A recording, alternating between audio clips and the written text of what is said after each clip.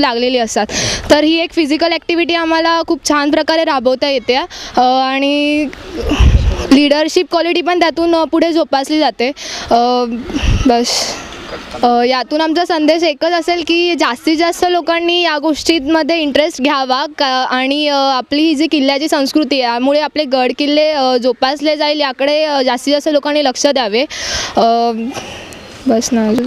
तर यामागचा संदेश असाच आहे की जास्तीत जास्त लोकांनी या याच्यामध्ये इंटरेस्ट घ्यावा. आपली जी परंपरा आहे, आपली महाराष्ट्राची संस्कृती आहे ती पुढे जोपासली जावी आणि ही जे गडकिल्ले जे आहेत आपले प्राचीन शिवाजी महाराजांचे जे काही आहेत ते तसेच सुरक्षित राहावे. किल्ले बनविण्याच्या स्पर्धेतून या मुलांना आपल्या इतिहासाबद्दल आणखी जाणून घेण्याची संधी मिळाली.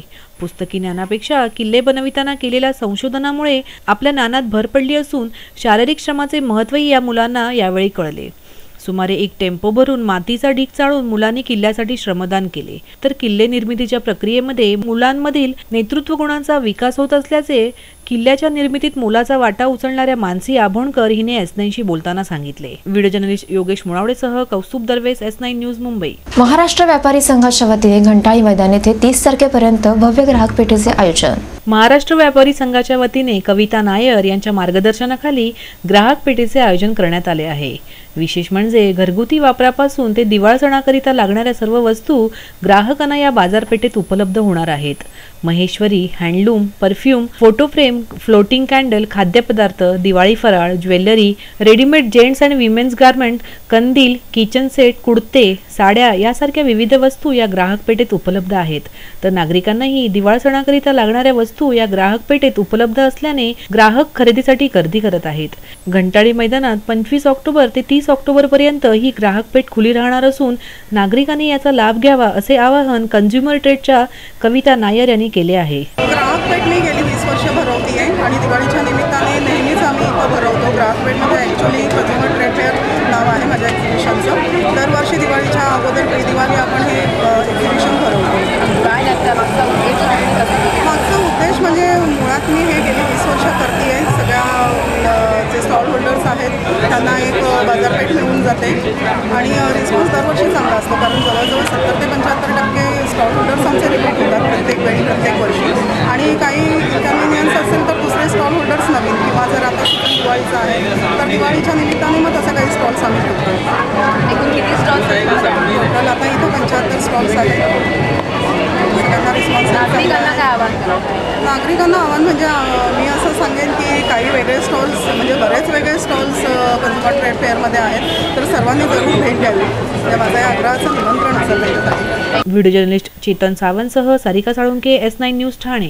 शेवटी पुन्हा एक नजर आजच्या ठळक घडामोडींवर. मुलुंडमध्ये अल्पदरात रवा साखर मैदा वाटप संपन्न. अपंगत्वावर मात करून वरुण खंडारे यांनी साकारले न बुडणारे जहाज. तर साईराम मित्र मंडळाच्या ठाणे ते शिर्डी सायकल यात्रेचा शुभारंभ. S9च्या बातमीपत्रात इथेच थांबू. तोपर्यंत नमस्कार.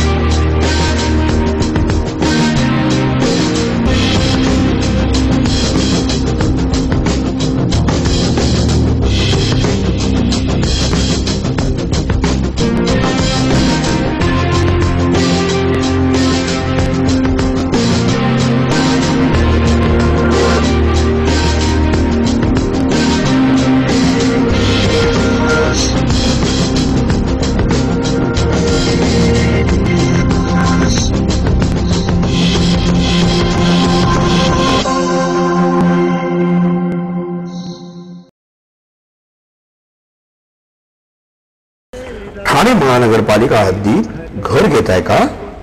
मग ते अनधिकृत तर नाही ना याची खातरजमा करा. अनधिकृत घर घेणं हा विकणाऱ्यासोबत विकत घेणारा देखील तितकाच दोषी असतो. तेव्हा घराची डोळस खरेदी करा. आपली कुठे फसवणूक तर होत नाही ना यासाठी ठाणे महानगरपालिका मुख्यालयातील 4थ्या मजल्यावरील बांधकाम विभागात घराचा सर्वे नंबर, टिक्का नंबर याची खातरजमा करा. घराचं स्वप्न अवश्य करूया साकार, पण अनधिकृत घराचा नका करू कधीही विचार. अधिकृत घर म्हणजे उद्याची देखील निश्चिंती.